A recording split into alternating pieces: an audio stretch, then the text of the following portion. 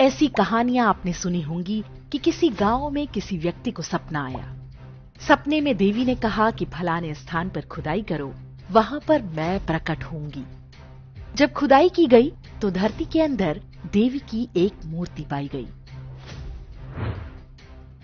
ऐसी कथाएं भी हैं कि किसी स्थान पर गायों के थन से स्वयं दूध निकलने लगता था और जब वहां धरती खोदी गई तो शिवलिंग पाया गया। आप भारत के किसी भी क्षेत्र में रहते हो, उत्तर से दक्षिण और पूरब से पश्चिम तक, ऐसी कथाएं अलग अलग रूपों में विद्यमान हैं। लेकिन इनका सत्य क्या है? वास्तव में ये कथाएं भारतीय समाज के अवचेतन मस्तिष्क की झलक हैं, एक सामूहिक स्मृति अपनी विरासत की। हजारों मंदिर और धर्मस्थल इस्लामी आक्रमणकारियों द्वारा तोड़े गए, उनमें स्थापित देवी देवताओं की प्रतिमाओं को अपमानित किया गया, लेकिन वे सभी भारतीय जनमानस में बने रहे। प्रसिद्ध इतिहासकार मीनाक्षी जैन की एक पुस्तक है, flight of deities and rebirth of temples, episodes from Indian history. पुस्तक के नाम का अर्थ है मूर्तियों का पलायन और मंदिरों का पुनर्जन्म।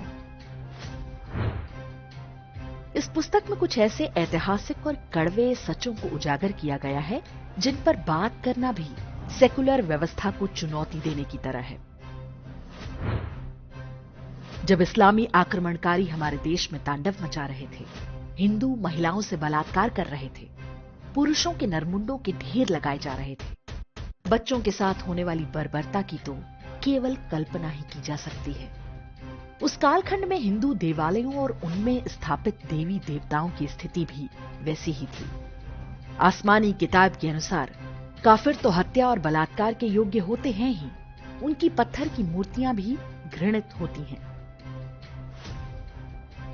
इस्लामी बर्बरता से बचाने के लिए हमारे पूर्वजों ने घर की मूर्तियों को अलग अलग स्थानों पर भूमि खोदकर दबा दिया, ताकि वे इस्लामी सिपाहियों के हाथों में न पड़ जाएं और उन्हें खंडित न कर दिया जाए।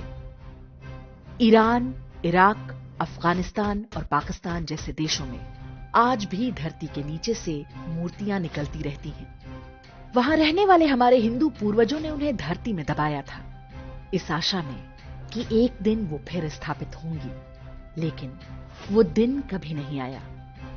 जिनसे आशा की गई थी वो स्वयं धर्मांतरण को विवश हो गए और उन्हें समझा दिया गया कि बुत परस्ती हराम है और बुत कोई नापाक वस्तु। मीनाक्षी जैन की पुस्तक में एक राजा का वर्णन है जो अपनी कुलदेवी की मूर्ति को जमीन में गाड़ने से पहले रोते हुए कहते हैं कि हे मां, जब इस देश से मुसलमानों का आतंक समाप्त हो जाएगा तो दोबारा तो इस भूमि से प्रकट होना और सत्य का शाश्वत प्रकाश एक बार फिर फैलाना। ऐसी न जाने ही कितनी मूर्तियां आज भी इस्लाम द्वारा जीते जा चुके भारत के क्षेत्रों जैसे पाकिस्तान, अफगानिस्तान और बांग्लादेश में गड़ी पड़ी हैं। उन्हें सही समय की प्रतीक्षा है, जब वहां पर इस्लामी असुरों का शासन समाप्त होगा और दोबारा धर्म की स्थापना होगी। पुस्तक के अनुसार भारत की स्वतंत्रता के 10 से 20 वर्ष के अंदर केवल तमिलनाडु में ही 200 से अधिक घटनाएं हुई जहां लोगों को सपना आया कि किसी स्थान पर मूर्ति है और जब वहां पर खुदाई की गई तो वैसी ही मूर्ति पाई गई जैसी सपने में दिखी थी।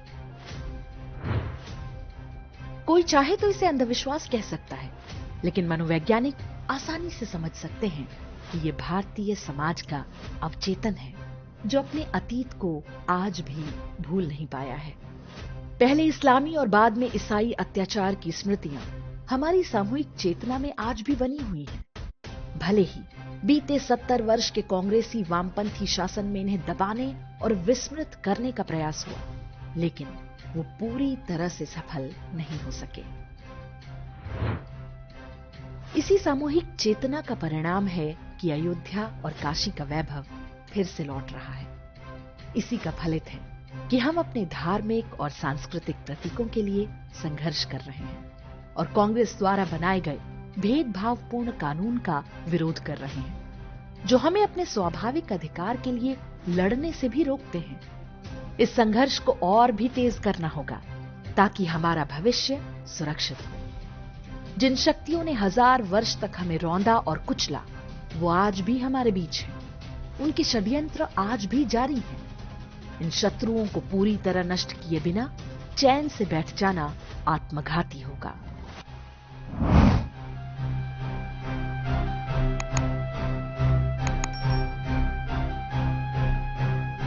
इंडेक्स ऑनलाइन के वीडियो समाज को समर्पित हैं। आप इनको डाउनलोड करके जैसे चाहे वैसे प्रयोग कर सकते हैं। चाहे तो आप हमारे टेलीग्राम चैनल से जुड़ सकते हैं। वहां सारे नए पुराने वीडियो आपको मिल जाएंगे। हमारे सोशल मीडिया लिंक हर वीडियो के डिस्क्रिप्शन में होते हैं। हमारा एकमात्र उद्देश्य हिंदू समाज को जागृत और एकजुट करना है। इसमें सहभागी बने। धन्यवाद।